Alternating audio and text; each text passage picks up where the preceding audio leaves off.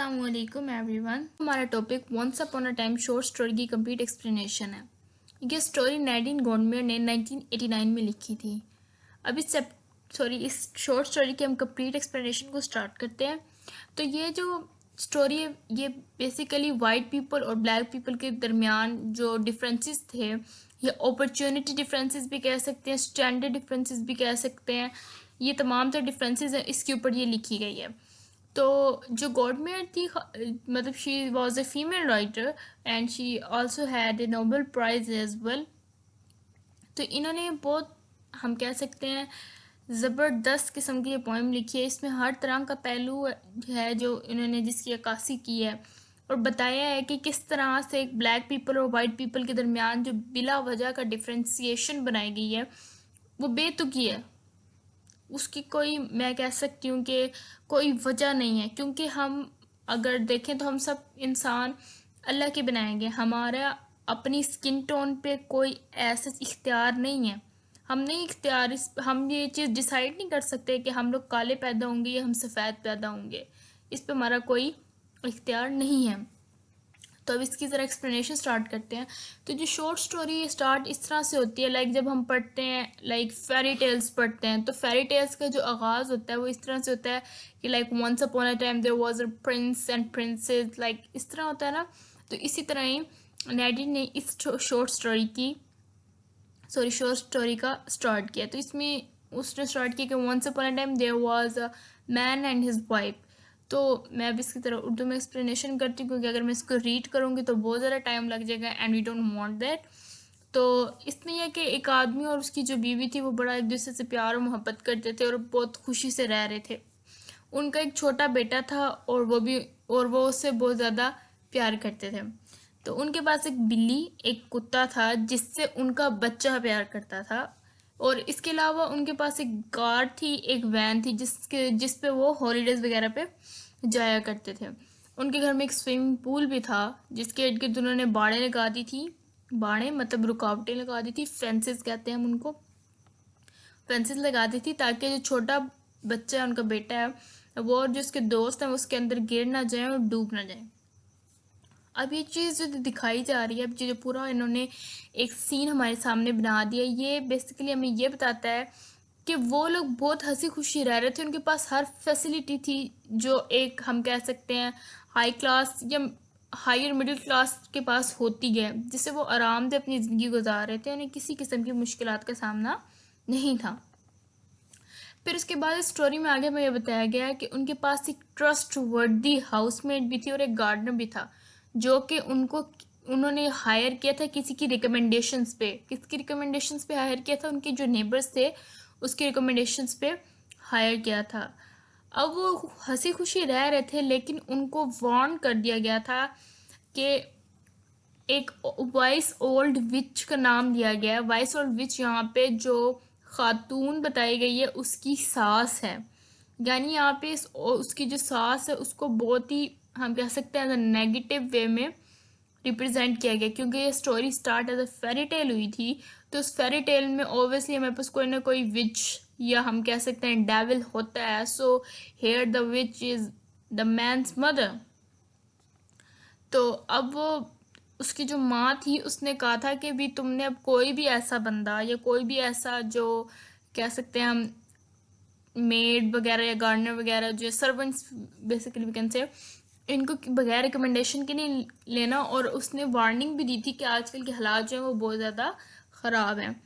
तो यहाँ पे मैं थोड़ा सा एक फैक्ट क्लियर कर दूँ। I know it will just make the video longer, but it is an important point कि जो ब्लैक लोग थे ना उस वक्त, उनको तमाम तर जो जॉब्स थी, उनको उन जॉब्स के बदले में बहुत थोड़े पैसे दिए जाते थे as compared to the white people. उनके हक तलफी होती थी, उनको, हम कह सकते हैं, इंसान नहीं समझा जाता था, और उनको मिलने चाहिए हकूक़ वो नहीं मिलते थे। इवन अब वो थोड़ा आगे स्टोरी में इस चीज़ को किया हुआ है कि जो डॉग था उनके पास वो भी लाइसेंस था, इंश्योर्ड था, और जो मतलब सारे लोग थे वो जितनी उनके पास फैसिलिटीज़ थी उन्हें उन सबको प्रॉपर तौर पर अप्रूव करवाया हुआ था। उनकी इंश्योरेंस थी सब चीज़ों की, और इसके साथ साथ उनके जो घर के साथ वाला घर, नेबर्स का घर था, उन्होंने अपने घर के बाहर बड़ा सा बोर्ड लिखवाया हुआ था और उसके ऊपर बड़ा बड़ा करके लिखा था, यू हैव बीन वॉर्न। अब वो ये इसलिए लिखवाया गया था। अब वहाँ पे एक चीज़ जो उनके नेबर्स की दिखाई गई कि उनके अंदर रेसिज्म नहीं था, क्योंकि उसने वहाँ पे सिर्फ यू हैव बीन वॉर्न लिखा था। अब जो चोर है, चोरी करने जो आएगा, वो काला भी हो सकता है और सफ़ेद भी हो सकता है। So he didn't elaborate anything there. तो उसमें ये चीज़ दिखाई गई है कि जो वो होम ओनर था वो रेसिस्ट नहीं था। अब ये बिल्कुल भी नामुमकिन नहीं था कि इंश्योर करवाया जा सके कि घर फुली सेफ है या नहीं है, या स्विमिंग पूल, क्योंकि अभी जो घर बनाए जाते हैं वो इस तरह से बनाए जाते हैं कि दे हैव एन, हम कह सकते हैं, open balcony and all that. तो उस हिसाब से ये बनाया गया था। तो अब वो पॉसिबल नहीं था कि इस चीज़ को इंश्योर करवाया जा सके कि घर, स्विमिंग पूल और जो कार हैं उनको, उनके ऊपर कोई चोरी नहीं कर सकता या उनके ऊपर कोई इस तरह का डैमेज पॉसिबल नहीं है। ऑब्वियसली वहाँ पे थे लोग ऐसे जो ऐसी चोरियाँ कर सकते थे, वो ब्लैक पीपल थे मेजोरिटी में। अब अगर हम यहाँ पे देखें, अब कोई ऐसी कौम है जिसकी हक तलफी की जा रही है, उनका रोज़गार उन्हें नहीं दिया जा रहा, तो क्या होगा? एक टाइम ऐसा आएगा कि eventually they will move toward the wrong path, majority people will do it. वो जाएंगे गलत रास्ते की तरफ, क्योंकि उनको अपना पेट पालना है, उन्होंने खाना खाना है, अपने बच्चों को खिलाना है, तो वो गलत काम करने पे मजबूर हो जाएंगे। तो अब उन लोगों अब बाकायदा जो वाइट पीपल थे ना, उनके लिए बाउंड्री थी, मतलब the city has a boundary जिसके अंदर अंदर सिर्फ वाइट पीपल रहेंगे और उसके बाहर ब्लैक पीपल रहेंगे। मतलब इस तरह से रेसिज्म दिखाया गया है इसमें। फिर उसके बाद ये था कि उन लोगों को बिल्कुल भी इजाज़त नहीं थी कि वो उसके अंदर आ सके। सिर्फ वो लोग आ सकते थे जो कि काम, मतलब हाउसमेट से, गार्डनर्स वगैरह थे, जो सर्वेंट्स थे, सिर्फ उन्हीं को आने की इजाज़त थी। तो जो हस्बैंड थे उसने अपनी बीवी को बताया कि तुम्हें डरने की कोई ज़रूरत नहीं है। अभी उसने एक दिन बताया तो अगले दिन ही वो घर जिसके बाद साइन लगा था यू हैव बीन वॉर्न्ड का, वो किसी चोर ने आके तोड़ दिया। आई मीन मतलब टीयर इट अप, फाड़ दिया उसको और घर के अंदर चोरी कर ली। और वहाँ पे इवन जो उनकी मेड थी उसको भी बांध दिया। हालांकि वहाँ पे पुलिस भी थी, सोल्जर्स भी थे, सब थे, लेकिन फिर भी वो आया और उसने ये सब कर दिया। तो अब जब ये हुआ तो उससे एक दिन पहले, I think so 1 or 2 days ago, it was before it, कि जो वो हैप्पीली एवर आफ्टर फैमिली थी, उन लोगों ने अपने घर के बाहर इलेक्ट्रिकली कंट्रोल जो गेट्स थे वो लगवा लिए। तो उसके बाद जब साथ वाले घर में चोरी हुई है और उन्होंने जो हाउसमेट थी उसको भी बांध दिया, तो हाउसमेट उस घर की, जिस घर में वो मियाँ बीवी बड़े हंसी खुशी रह रहे थे, तो वो भी परेशान होगी, क्योंकि वो भी ब्लैक पीपल थे जिन्होंने वहाँ पे चोरी की थी। तो फिर जो हाउसमेट थी उसने आदमी और औरत, यानी जिनके वो एक जिनके लिए काम करती, उनको कहा कि आप लोग अपने जो डोर्स और विंडोज़ हैं उनके साथ अलार्म लगा लें, ताकि अगर कोई भी अंदर आए तो पता चल जाए। तो जब वाइफ ने उसकी बात सुनी तो उसने कहा कि ये बिल्कुल ठीक कह रही है, आप ऐसे ही करें कि हर घर की हर खिड़की और दरवाजे के साथ अलार्म लगा दें।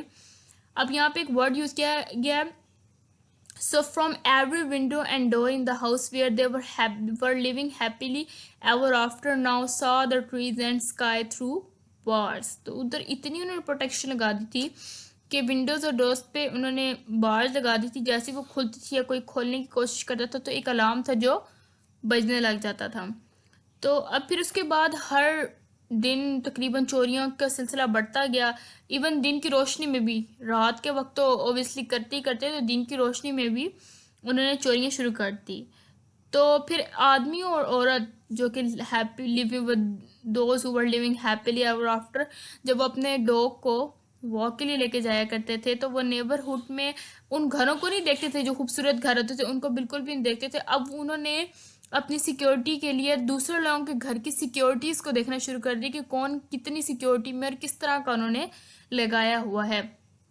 जब उनका बेटा और वो जो उनका पेट डॉग था वो रेसेस वगैरह कर रहे होते थे, तो वो मतलब इर्द गिर्द पूरे मोहल्ले में देखते थे कि किसमें किस तरह की सिक्योरिटी सिस्टम लगाया गया है।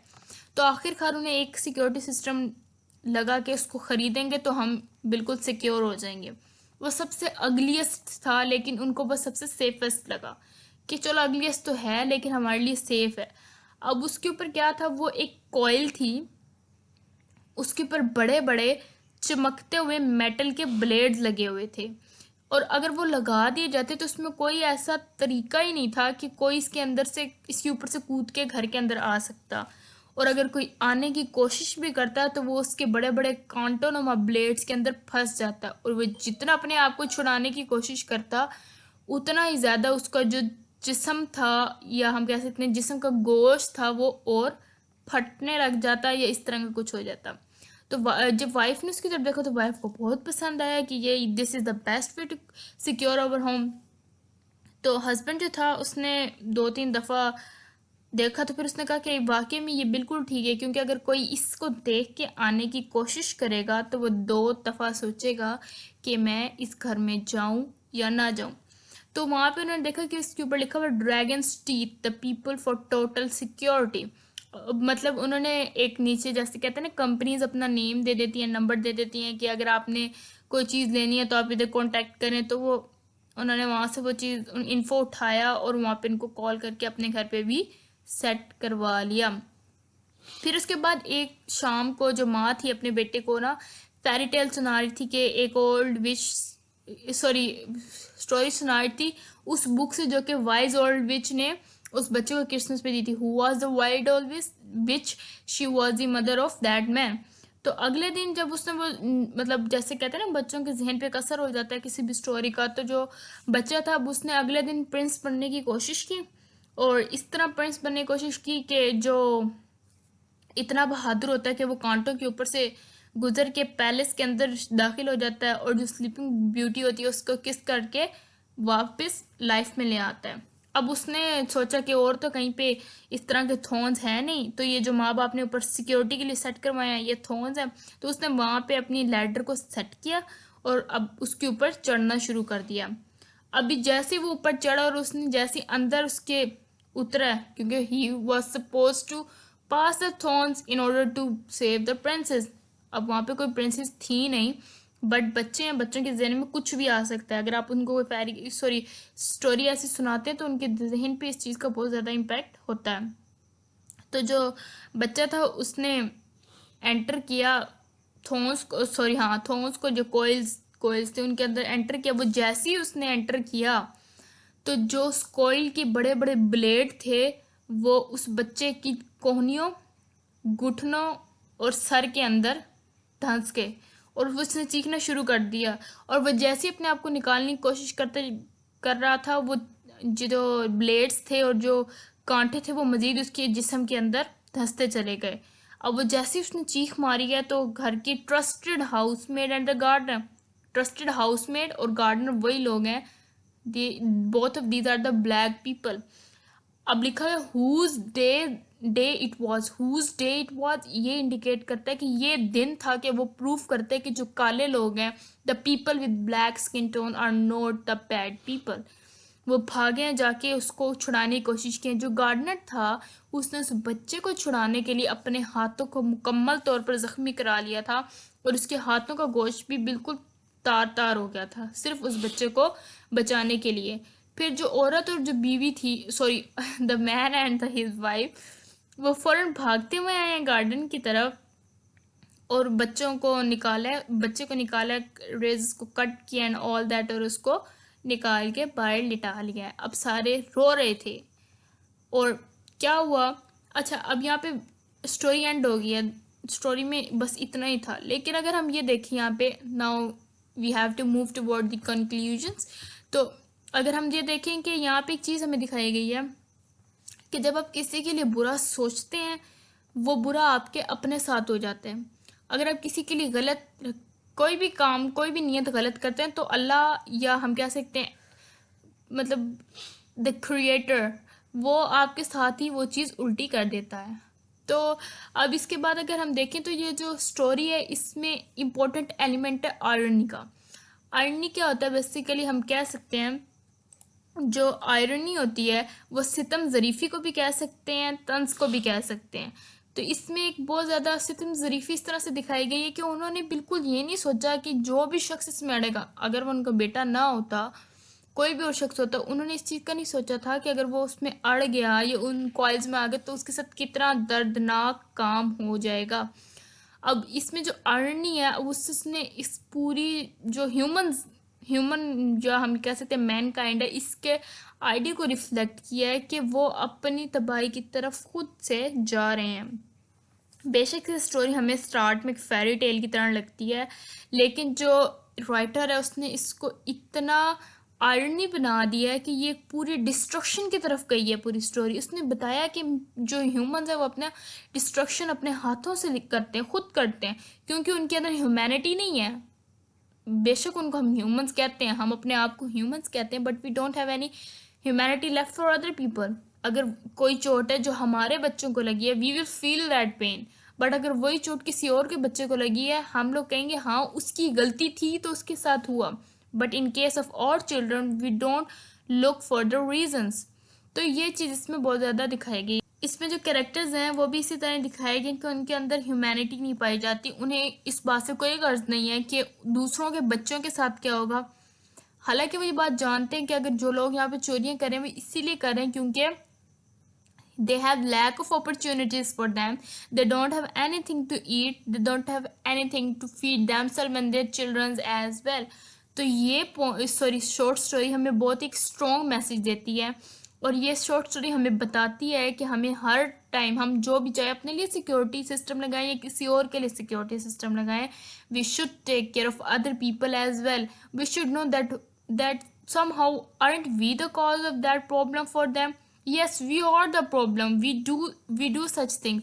अगर हम ये देखें, अगर हम किसी के लिए कुछ करना चाहते हैं, अगर हम करते हैं तो वो चीज़ हमारे ऊपर ही पॉजिटिव वे में आती है।